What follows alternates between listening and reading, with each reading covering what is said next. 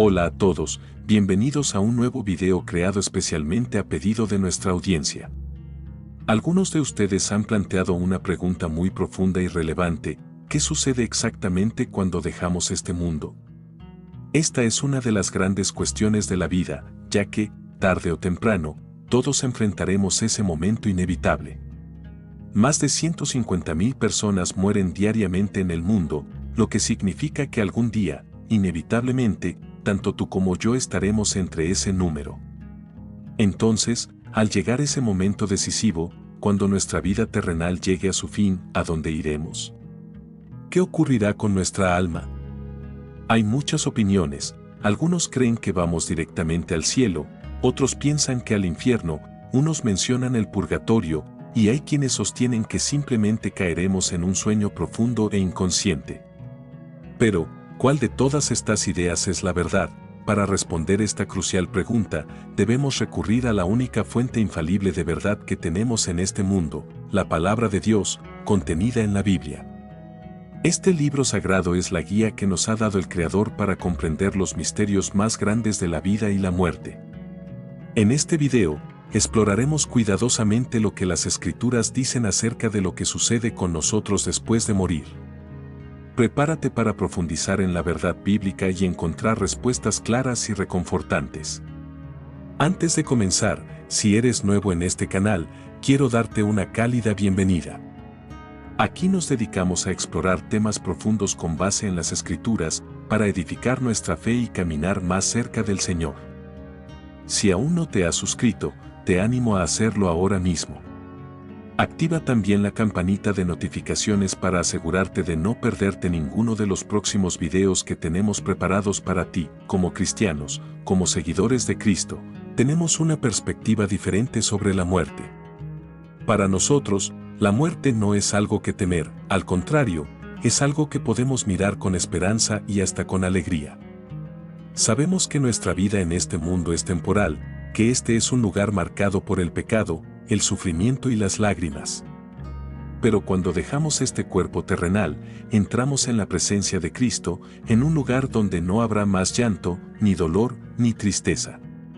La Biblia nos da una esperanza gloriosa, como lo expresa el apóstol Pablo en Filipenses 1:21, porque para mí el vivir es Cristo y el morir es ganancia. Y en 2 Corintios 5:8, Pablo nos anima aún más diciendo: sí, estamos de buen ánimo y preferimos estar ausentes del cuerpo y habitar con el Señor. Esta verdad nos recuerda que nuestro hogar no está aquí, en este mundo caído, sino con el Señor en la eternidad. Por eso, podemos mirar hacia ese día con gozo y expectación. Ahora bien, es importante abordar qué sucede en el momento de la muerte. Existen muchas creencias diferentes sobre este tema, incluso dentro del cristianismo. Por ejemplo, hay quienes piensan que al morir, nuestras almas entran en un estado de sueño profundo e inconsciente que dura hasta la segunda venida de Jesucristo. Esta creencia, conocida como la doctrina del sueño del alma, no es ampliamente aceptada y tiene raíces históricas en movimientos como los anabaptistas durante la Reforma y los irvinistas en Inglaterra en el siglo XIX. Por otro lado, dentro de la tradición católica romana, se enseña la existencia del purgatorio, un lugar donde las almas son purificadas de sus pecados antes de entrar al cielo. Sin embargo, muchos cristianos creen que al momento de la muerte, el alma de un creyente va inmediatamente a estar con Cristo en el cielo, mientras que el cuerpo regresa a la tierra, a la tumba, donde permanece hasta el día de la resurrección. En ese glorioso día, según la promesa de Dios, recibiremos un cuerpo nuevo, eterno, transformado en un cuerpo glorificado que nunca más sufrirá dolor, enfermedad o muerte. Este cuerpo resucitado será nuestra morada en el nuevo cielo y la nueva tierra que Dios creará, donde viviremos con Él por toda la eternidad. Finalmente, debemos hablar de lo que sucede con aquellos que no creen, los incrédulos. Este es un tema delicado, pero no podemos evitarlo, ya que la verdad debe ser compartida con amor. Hay quienes sostienen que los incrédulos, al morir, van directamente al infierno para enfrentar un castigo eterno. Otros afirman que su existencia simplemente cesa, que dejan de ser. Una variante de esta última creencia es la doctrina del aniquilacionismo, la cual enseña que después de un tiempo de sufrimiento por sus pecados, los incrédulos son completamente destruidos y dejan de existir. Sin embargo, como veremos más adelante, la Biblia nos da una perspectiva clara sobre el destino de los incrédulos que desafía muchas de estas ideas humanas. ¿Cuál es la verdad? La verdad se revela de manera clara cuando observamos las Escrituras en su totalidad, no solo un versículo aislado, sino todo el cuerpo de la palabra de Dios de manera equilibrada. Comencemos hablando sobre el purgatorio. ¿Qué dice la Biblia acerca del purgatorio? Nada. La Biblia, en ningún momento, menciona la existencia de un purgatorio, un lugar de purificación después de la muerte. Este concepto, tan común en ciertas tradiciones cristianas, no tiene base en las Escrituras sagradas. Entonces, ¿de dónde surge la doctrina del purgatorio? ¿De qué fuente lo obtiene la Iglesia Católica Romana si no aparece en la Biblia? Bueno, en primer lugar, esta doctrina fue creada como una tradición dentro de la Iglesia.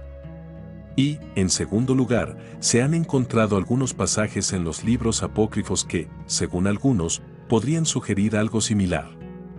Un ejemplo de esto es 2 Macabeos 12, 42-45, que dice: Judas Macabeo, líder de las fuerzas judías, también hizo una colecta, tomando un dracma por cada hombre, y envió a Jerusalén alrededor de 2000 dracmas de plata para ofrecer un sacrificio por el pecado. Él actuó de manera muy noble y digna de elogio, considerando la resurrección, pues si no esperara que los caídos resucitaran, habría sido superfluo y vano orar por los muertos. Pero si contemplaba la recompensa reservada a quienes descansan en la piedad, fue un pensamiento sagrado y piadoso. Así, él hizo expiación por los muertos para que fueran liberados de su pecado. En este pasaje de 2 Macabeos, se menciona que es adecuado orar por los muertos y ofrecer sacrificios por sus pecados, con la esperanza de que puedan ser perdonados y liberados. Sin embargo, esto entra en conflicto directo con lo que la Biblia enseña. Las Escrituras nos dicen que cada persona debe rendir cuentas por sus propios pecados y que no hay intermediarios entre Dios y los hombres, excepto Jesucristo. Además, es importante saber que los libros apócrifos, que incluyen 2 Macabeos, no tienen la autoridad divina que tiene la Biblia. No forman parte del canon bíblico y no deben considerarse como autoridad ni como una fuente de verdad. Como mencioné previamente, la Iglesia Católica Romana adopta la doctrina del purgatorio debido a su tradición y a los versículos encontrados en los libros apócrifos, pero esta enseñanza no tiene respaldo en las Escrituras. De hecho, la doctrina del purgatorio contradice la verdad central del Evangelio, porque si se cree en el purgatorio, se está afirmando que lo que Jesucristo hizo en la cruz al morir por nuestros pecados no fue suficiente. Se estaría insinuando que el sacrificio de Jesús no bastó para nuestra redención, que necesitamos hacer algo más para ser purificados. Esto es lo que implica la idea de un lugar de purificación después de la muerte. En 2 Macabeos, por ejemplo, Judas Macabeo ofrece sacrificios por los muertos, lo que se traduce en la palabra griega expiación, que significa hacer propiciación por los pecados de los muertos. Sin embargo, las Escrituras nos dicen claramente que solo Cristo hizo expiación por nuestros pecados, y no solo por los de los creyentes, sino por los de todo el mundo. El apóstol Juan lo deja claro en 1 Juan 2, 1, 2. Hijitos míos, les escribo estas cosas para que no pequen. Pero si alguno peca, tenemos un abogado ante el Padre, a Jesucristo el justo. Él es la propiciación por nuestros pecados, y no solo por los nuestros, sino también por los de todo el mundo. La doctrina del purgatorio enseña que necesitamos agregar algo a la obra redentora de Jesucristo, lo cual es completamente falso y peligroso, ya que va en contra de lo que la Biblia enseña. Jesús pagó el precio completo por nuestra salvación, y lo hizo de una vez por todas. Como él mismo dijo en Juan 19:30, consumado es. Su sacrificio fue suficiente para nuestra salvación, y no hay nada más que podamos añadir. Ahora, pasemos a la enseñanza del sueño del alma, que sostiene que, al morir, entramos en un estado de inconsciencia hasta la segunda venida de Jesucristo. Esta doctrina, aunque no es ampliamente aceptada, fue defendida por algunos grupos durante la Reforma, como los anabaptistas, y en el siglo XIX por los irvinistas. Incluso hoy en día, hay quienes la creen. Pero la verdadera pregunta ¿es esto bíblico? La Biblia habla en varios pasajes sobre la muerte como un sueño. Cuando se menciona que una persona muere, a menudo se le describe como que está durmiendo o en un estado de sueño. Esto puede encontrarse en pasajes como 1 Tesalonicenses 4, 13-15, 1 Corintios 15, 6-18, Hechos 7:60, 13:36, Juan 11:11, Mateo 9:24 y 27 horas y 52 minutos. Sin embargo, algunos de estos versículos sugieren que los muertos no tienen una existencia consciente, lo que lleva a la conclusión de que, en un sentido, están en un estado de sueño. Versículos como Salmo 6:5, Job 14:17, Eclesiastés 9:10 e Isaías 38 horas y 19 minutos parecen indicar que los muertos no están conscientes de nada. Pero cuando la Biblia habla de la muerte como sueño, lo hace como una metáfora, señalando que la muerte es solo temporal para los cristianos, al igual que el sueño, que es un estado que tiene un principio y un final. El sueño es algo pasajero, y así también la muerte para aquellos que están en Cristo. Ahora bien, para aquellos que creen en la doctrina del sueño del alma, les pido que esperen un momento y escuchen con atención.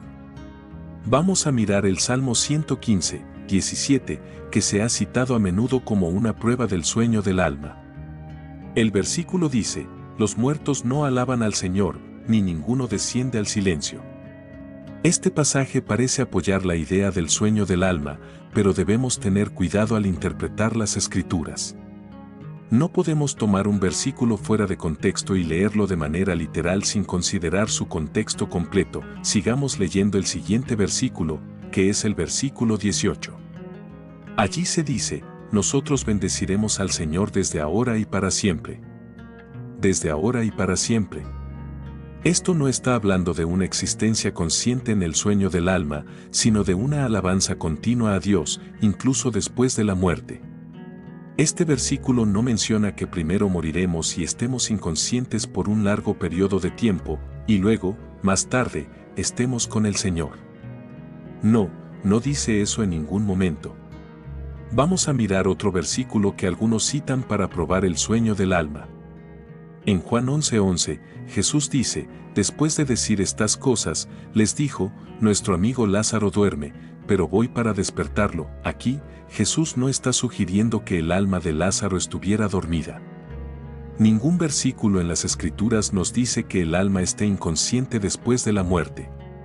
Jesús simplemente usó la palabra dormir para referirse a la muerte de Lázaro, y cuando los discípulos pensaron que él estaba hablando literalmente, les aclaró, no, él está muerto. Después, Jesús les dijo claramente, Lázaro ha muerto. Este tipo de expresiones son comunes en las Escrituras y siempre se utilizan para describir la muerte de manera simbólica, sin implicar que el alma esté en un estado de inconsciencia. En resumen, cuando la Biblia habla de la muerte como sueño, lo hace solo como una expresión metafórica para transmitir la temporalidad de la muerte. Nuestros cuerpos permanecen en la tierra, pero nuestras almas están con Jesucristo. Como dice Génesis 3:19, en el sudor de tu rostro comerás el pan, hasta que vuelvas a la tierra, porque de ella fuiste tomado, pues polvo eres, y al polvo volverás. Esto nos recuerda que nuestros cuerpos físicos eventualmente regresarán al polvo, pero nuestras almas no quedan en el limbo o en un estado inconsciente. Pero las Escrituras también nos aseguran que nuestros cuerpos serán transformados. En Filipenses 3:20, leemos, pero nuestra ciudadanía está en los cielos, de donde también esperamos al Salvador, al Señor Jesucristo, el cual transformará el cuerpo de nuestra humillación. Esto significa que nuestros cuerpos serán transformados en cuerpos gloriosos, similares al cuerpo de Cristo, como resultado de la resurrección. Estos serán cuerpos espirituales, preparados para la vida eterna con Jesucristo. Este proceso ocurrirá en la segunda venida de Cristo, cuando Él regrese para juzgar a vivos y muertos. Ahora bien, ¿qué sucede con tu alma si mueres y no vas al purgatorio ni te encuentras en un estado de sueño? ¿Qué nos dicen las Escrituras sobre esto? Sí, la Biblia es muy clara al respecto y nos da varios versículos que explican lo que sucede con nuestra alma después de la muerte. Vamos a empezar con uno de los más claros. En Lucas 23:43, Jesús le dice al ladrón en la cruz: de cierto te digo que hoy estarás conmigo en el paraíso. Jesús no dijo que después de pasar por un proceso de purificación o después de un largo periodo de inconsciencia. No, Él dijo: hoy estarás conmigo en el paraíso, lo que claramente significa que el alma del creyente va directamente a la presencia de Cristo al morir. El apóstol Pablo también refuerza esta enseñanza en Filipenses 1:23, cuando dice: porque de ambas cosas estoy puesto en estrecho, teniendo deseo de partir y estar con Cristo, lo cual es muchísimo mejor. Aquí, Pablo no menciona que su deseo era ir al purgatorio o entrar en un estado de sueño hasta la segunda venida de Cristo. No, Pablo expresa claramente que su deseo es partir de este mundo y estar con Cristo, lo cual, para él, era infinitamente mejor que cualquier otra cosa. Este es el destino de los creyentes, estar con Cristo, en su presencia, en el paraíso, sin tener que pasar por un proceso de purificación o un periodo de inconsciencia. 2 Corintios 5:8 dice: pero estamos confiados y deseamos más bien estar ausentes del cuerpo y presentes al Señor. Este versículo es muy claro: cuando morimos, nuestra alma o espíritu está ausente del cuerpo. No está en un estado de inconsciencia o sueño en la tumba, ni en el purgatorio, sino en la presencia del Señor, en el cielo. Este es el destino glorioso de todos los que mueren en Cristo, estar con Él, disfrutando de su presencia y de la gloria celestial, sin tener que pasar por un largo proceso de purificación. Este mismo concepto es confirmado en Hebreos 12:22, donde se nos habla de los creyentes que ya están en el cielo. El versículo dice: mas os habéis acercado al monte de Sión, a la ciudad del Dios vivo, Jerusalén la celestial, a la compañía de muchos millares de ángeles, a la congregación de los primogénitos que están inscritos en los cielos, a Dios el juez de todos, a los espíritus de los justos hechos perfectos. Este pasaje describe el estado de los creyentes que ya han partido y están ahora en la presencia de Dios en el cielo. Estos justos hechos perfectos son aquellos que han sido redimidos por la sangre de Cristo y ahora están con Él, en un lugar de paz y bendición. Al leer todo el capítulo, podemos ver que no solo los creyentes en el cielo están en la presencia de Dios, sino que también se encuentran en la presencia de los ángeles y los espíritus de los justos. Esto nos habla de una gran nube de testigos, una multitud celestial que está observando y participando en el gozo de la gloria de Dios. Y cuando el versículo 1 de este mismo capítulo dice: por tanto, nosotros también, teniendo en derredor nuestro tan grande nube de testigos, despojémonos de todo peso y del pecado que nos asedia, y corramos con paciencia la carrera que tenemos por delante, nos muestra que aquellos que están en el cielo, como los ángeles y los justos, saben algo sobre lo que sucede en la tierra y de alguna manera están conectados con nosotros en nuestra jornada cristiana. Este concepto de la conciencia de los que están en el cielo también se refleja en las Escrituras cuando leemos que los ángeles se regocijan por el arrepentimiento de un pecador. En Lucas 15:10, Jesús nos dice: os digo que, de igual manera, hay gozo delante de los ángeles de Dios por un pecador que se arrepiente. Este versículo es un testimonio de la alegría que experimentan los ángeles y la comunidad celestial cuando alguien en la tierra se arrepiente y recibe la gracia de Dios. Esto demuestra que el cielo no es un lugar de inactividad o separación, sino de continua acción y celebración en la presencia de Dios. Imagina esto: todos los ángeles regocijándose por el arrepentimiento de un solo pecador. Es un recordatorio de que este mundo no es nuestro hogar. Vivimos en una existencia temporal, y nuestra verdadera ciudadanía está en los cielos. La vida en esta tierra es solo una etapa breve en nuestra jornada eterna, y estamos aquí solo de paso, esperando el día en que estemos plenamente en la presencia de nuestro Creador. Este tema también se toca en el relato de la muerte de Esteban, un mensaje poderoso sobre la certeza y la esperanza de la vida después de la muerte. En Hechos 7, 55-60 leemos: pero él, lleno del Espíritu Santo, puestos los ojos en el cielo, vio la gloria de Dios y a Jesús que estaba a la diestra de Dios, y dijo: he aquí, veo los cielos abiertos y al Hijo del Hombre que está a la diestra de Dios. Entonces ellos, dando grandes voces, se taparon los oídos y arremetieron a una contra él. Y echándole fuera de la ciudad, le apedrearon, y los testigos pusieron sus ropas a los pies de un joven llamado Saulo. Y apedreaban a Esteban, mientras él invocaba y decía, Señor Jesús, recibe mi espíritu. Y puesto de rodillas, clamó a gran voz, Señor, no les tomes en cuenta este pecado. Y habiendo dicho esto, durmió. Este relato muestra con claridad lo que sucede en el momento de la muerte para los creyentes. Esteban, lleno del Espíritu Santo, vio la gloria de Dios y a Jesús a su diestra, y antes de morir, invocó a Jesús, pidiendo que recibiera su espíritu. No hubo una espera en el purgatorio ni un sueño inconsciente, sino que su espíritu fue inmediatamente a la presencia de Cristo, mientras su cuerpo fue dejado en la tierra. Este es el destino de todos los creyentes, estar con Cristo inmediatamente después de la muerte, disfrutando de la gloria celestial mientras esperamos la resurrección final. Al final, cuando dice que Esteban durmió, queda muy claro que si él durmió, ¿cómo puede estar durmiendo si su espíritu está con Cristo? La respuesta está en la diferencia entre el cuerpo y el alma. El cuerpo de Esteban estaba durmiendo, es decir, descansando temporalmente en la tumba, esperando el día de la resurrección, pero su alma ya estaba con Cristo. Este es el significado del sueño en la Biblia: el cuerpo muere y descansa, pero el espíritu va directamente a la presencia de Cristo. El cuerpo dormirá temporalmente hasta el día en que Jesús vuelva y nos dé un cuerpo glorificado y eterno, semejante al cuerpo resucitado de Él.